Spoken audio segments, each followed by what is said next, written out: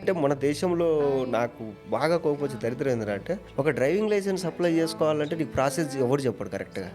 Broker దగ్గరికి వెళ్తే వాడన్నా 3,000 అవుతుందంటే వాడు చేసేస్తాడు. అవును. ఒకటి ఏదన్నా నీకు ఆన్లైన్లో ఒక వెబ్సైట్లో నువ్వు చేసుకోవాలంటే తెలియదు, ఎక్కడికి పోవాలి, మీ సేవకి వెళ్ళిపోండి అంతే. నువ్వు బీటెక్ చదివి ఉంటావు, మీ సేవలో చేసేటోడు ఇంటర్ చదివి ఉంటాడు, నువ్వు వెళ్ళి వారితో పని చేయించుకుంటావు. తెలియదు నీకు. మన గవర్నమెంట్ ఏం చేసిందంటే జనాలు ఎడ్యుకేట్ అయితే ఫ్యూచర్లో రాజకీయాలు దెబ్బతింటాయి కాబట్టి ఈ నా కొడుకులకు రాజ్యాంగం అంటే ఎంతో తెలియకూడదు, ఒక గవర్నమెంట్ ప్రాసెస్ ఏంటో తెలియకూడదు, ఇది తయారు చేసి పడి.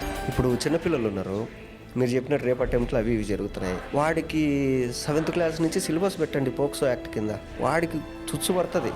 అరే మనం వెళ్ళి పొరపాటున ఒక అమ్మాయిని గెలిపితే మనం 7 years జైలు వేస్తారంటరా అని ఒక భయం వాడికి ఏర్పడితే వాడు ఎందుకు వెళ్తాడు? నువ్వు ఎప్పుడు చేస్తున్నావు? వాడికి ఏమీ తెలియకుండా వాడు తప్పు చేసినప్పుడు తీసుకొచ్చి వాడి మీద సెక్షన్ 320 సెక్షన్ 240 అని చెప్తే వాడికి ఆ సెక్షన్లు కూడా తెలియకుండా నువ్వు తీసుకెళ్ళి జైలు వేసేస్తావు. వాడు ఆ తప్పు చేసిన తర్వాత సెక్షన్ గురించి తెలిసిన తర్వాత నువ్వు ఎడ్యుకేట్ చేస్తున్నావు. అంటే మన వాళ్ళు ఎట్టుంటారంటే చనిపోయిన తర్వాత భగవద్గీత తినిపించినట్టు చచ్చిపోయిన శవానికి వాడు తప్పు చేసిన తర్వాత నువ్వు సెక్షన్లు ఎక్స్ప్లెయిన్ చేస్తున్నావు. వాడికి తప్పు చేయకముందు నువ్వు సెక్షన్లు చెప్తే వాడు తప్పెందుకు చేస్తాడు?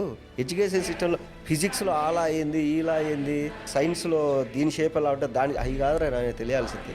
మన కాన్స్టిట్యూషన్ ఏంది, రేపు మనం ఏదైనా తప్పు చేస్తే మనం ఎలా రియాక్ట్ అవ్వాలి, లేదా మన మీద ఏమన్నా జరిగితే మనం ఎలా కంప్లైంట్ ఇచ్చుకోవాలి, మన ఫ్యూచర్లో మనం అసలు ఏం తింటే బాగుపడతాం, మన హెల్త్ బాగుండాలంటే మనం ఇది కదా ఎడ్యుకేషన్ అంటే.